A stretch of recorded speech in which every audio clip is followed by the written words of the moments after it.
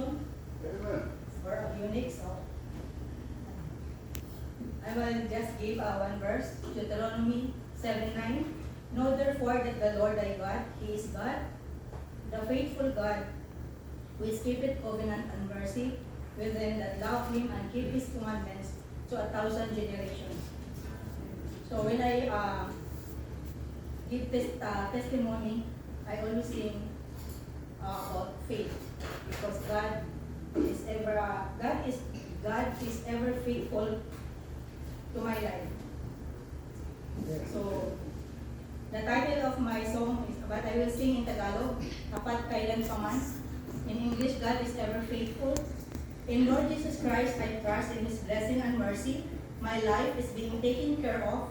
In trials and grief, He comforts me. God is ever faithful. And in the chorus, His blessings and mercy are enough for my life. Though I am not worthy, He saved me. His promise never changes. Unlike the others, God is ever faithful. Amen.